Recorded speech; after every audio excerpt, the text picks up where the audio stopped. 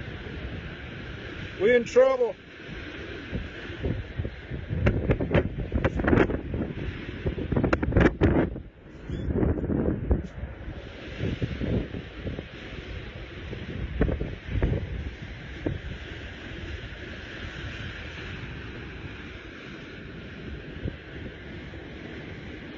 Get over there, Chris.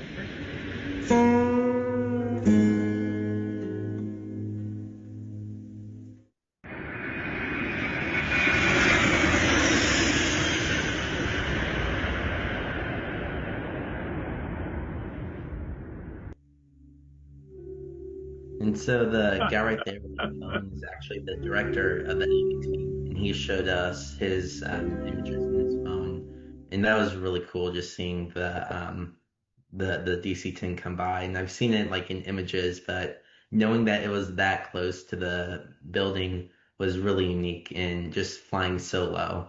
And the last thing that we did was the Arizona Mirror Lab. And if you don't know, it's under the Arizona football stadium. You can see it up there. And right now it's constructing the world's largest telescope mirrors, and it's the Great Magellan Telescope, or the Giant Magellan Telescope, and it's going to be in Chile. And there's going to be six large 8.4 mirrors around the same size as the LBT mirrors that are going to be all calibrated and like positioned at an angle where they all function as one giant mirror. And so right there, that's one of the mirrors that was in a furnace. And here's a little video of how the mirrors are constructed.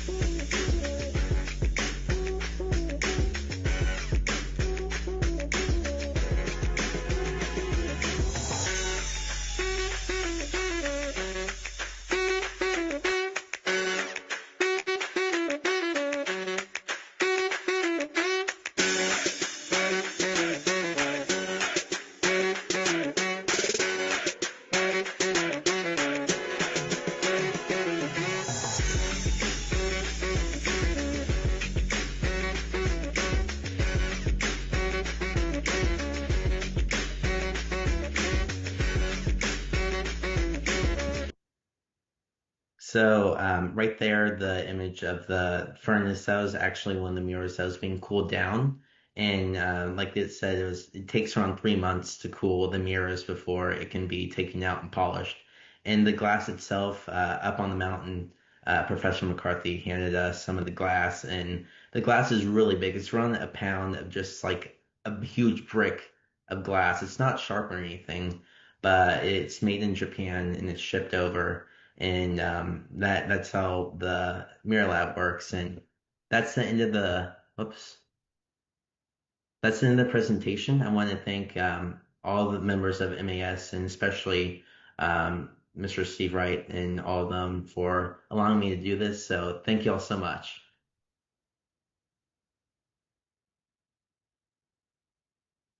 Cooper, that was excellent. Thank you very much. Anyone have any questions? I do. The 3D telescope. So I like that design. That's really kind of cool.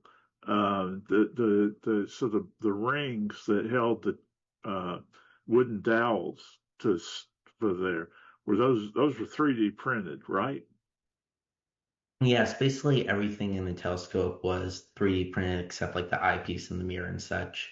And the main pain that we had to go through was finding the exact center of mass Yeah. to lay the telescope, and that took We know about that, don't we, Cooper? that took literally a day for us to figure out. So it was a huge pain in the butt. So you didn't have to get those 3D patterns, those files for that to bring home with you, did you? No, they kept it for the next camp. No, I want to print some of my own, so I'll find them someplace. Very cool. What else? I see that someone has a question here. In the Hey, yeah, chat? Cooper, this is my name's Nathan Toner.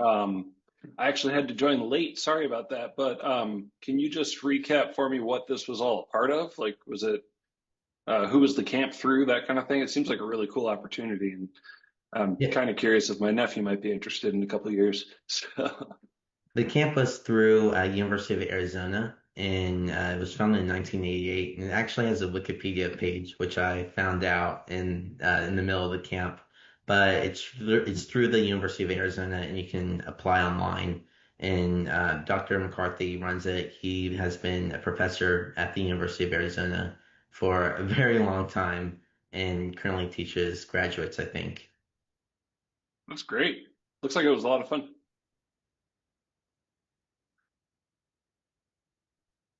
All right.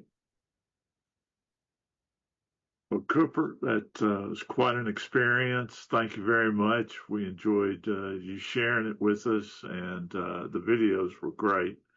We'll see what happens when we post this on YouTube and any content owners decide to hit us up for problems with the music. But we'll see. Maybe they will, maybe they won't. We don't monetize our channel, so it's not like they're missing something from us. Uh, so excellent. And anything else for the Memphis Astronomical Society in general? Uh, I have a question for Cooper. yes. Um, so Cooper, I might have missed this because I've been running in and out of the room, but is this a camp that you were like nominated for, or is this something you had to pay for? So basically, the application process, you have to write essays like college. And so the essay that I wrote was basically just talking about Huygens and the Dutch astronomer. And there's a bunch of essay topics that you can do, and it has to be like 1,500 words, I think. I really don't remember my essay too a lot, but that was like written in November, and then you had to apply in November, and then the camp was in June. So that's how the application process worked. And Dr. McCarthy like read through all the applications, and usually there's around two or three returning campers. I know some of my friends are probably going to return to astronomy camp, but in all, there's around 30, a little more than 30 campers that go to the camp. And was it paid for you, or did you have to pay to go? It was, you had to pay to go. So my parents covered the cost for me. I'm not for sure what the cost was, but that's a parent question. And I see someone has posted that there's a scholarship available, which is awesome. Sounds like a great experience. Thanks, Cooper. Thank you. Right. Well, if that's everything, I thank you all for joining us tonight. And this is uh, the first of what at least at present is going to be a relatively long stretch of Zoom only meetings. Right now, we're going to meet in person at Rhodes during the times when the campus is not so crowded and school's not busy, and on Zoom for the rest of the year. So we'll see how it works out. We're open to ideas and change, but that's the current plan. So, Steve, what have we got next month? You're muted. It's penciled in right now, so we got two opportunities. Brian Duke has produced a sky pollution camera out of a pie, and he's going to show us how he built this thing, just to measure sky pollution. Okay. And All right. to let Cooper know that Oh yeah, I was going you to got tell one. him too. Okay, good. All right. That's for your Cooper efforts. as a featured speaker, you get one of our highly sought after and admired special MAS coffee mugs. So I don't know if you drink coffee yet, but it'll be ready for you. So next time I will try to get this to you in the near future, along with your very own Memphis Astronomical Society nightlight red LED for finding your way around your telescope at night. Thank you so much, Rick. All right. Well, I appreciate everyone joining tonight. Thank you for attending. And Cooper, thank you very much. That was quite enjoyable. And I will bid y'all a good evening.